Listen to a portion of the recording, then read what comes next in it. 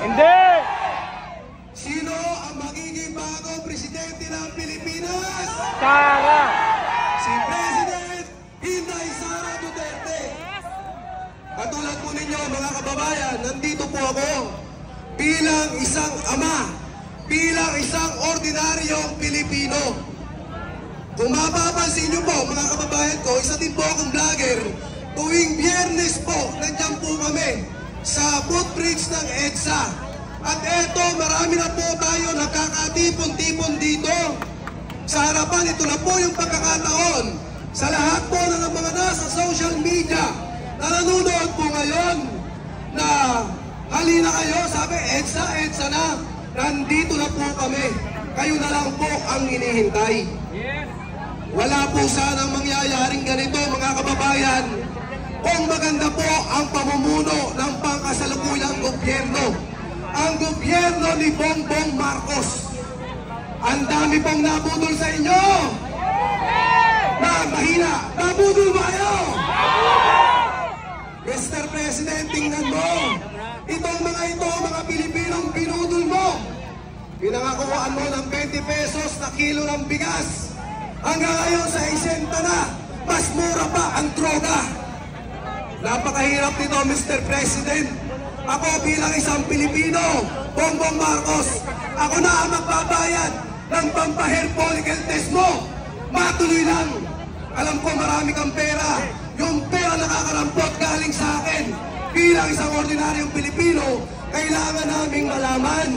Ano ba ang katotohanan? Hindi ka nagsasalita. Magsalita ka. Ngayon, itinatanggi mo, ayaw mo na ng impeachment. Ayaw mo nang ipa-impeach ang ating Vice President Inday Sara Duterte. Okay ka na, Bongbong Marcos. Simula sa simula, alam mo lahat ito. Simula sa simula, pinlano mo ito. Yung mga pangako mo, hinahanap ng mga mamamayang Pilipino. Sang-ayon ba kayo na itong si Bongbong Marcos ay isa sa pinakamahirap presidente? Tingnan mo, Mr. President, ang sagot ng mga kababayan mo. You are a weak leader. Maraming bagahe ang pagkakasabi ni Pangulong Duterte. At kung magkakahuli yan, bahala na kayo, di ba? Unahin natin ang Maharlika Investment Fund, ang Maharlika Investment Scam. Ang aga at ang bilis inaprubahan. Mr. President, ano bang nangyari sa budget ng Maharlika? Meron na ba mga investor na bumili niyan? Saan nyo ginamit? Nasaan ang resibo? Dumaan ang bagyo. Ilang bagyo? Nagsona ka. Meron kang 5,500 na flood control. Binangga ng barko. Na-overwhelm. Ano ba talaga ang totoo, Mr. President?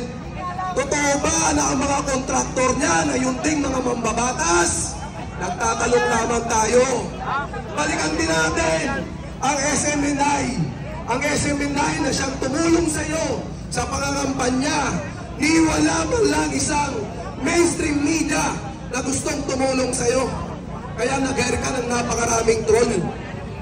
Troll na kung saan ay ayaw sabihin ang katotohanan. Inilinlang nila ang mga Pilipino. Hindi na po kayo magtatagumpay. Sa lahat po ng mga problema na dinaranas ng bansa natin, ay sagot, ipatawag si Duterte, ipatawag si Digong, imbestigahan ang confidential fund ng Vice President Inday Sara Duterte. At yan naman pong mga nasa Kongreso sa tingin nyo, Mr. Congressman, lalong-lalo ka na kriminal na Franz Castro. Nakatuwiran pa ba itong ginagawa nyo? In aid of legislation pa ba itong ginagawa mo? Franz Castro, kriminal. Maawa ka sa bayan, Franz Castro. Lumayas ka niyan. Hindi kailangan ng mga Pilipino ang mga mambabatas na kriminal. Dahil alam nyo po, ang bibigyan niyan o pagtutulong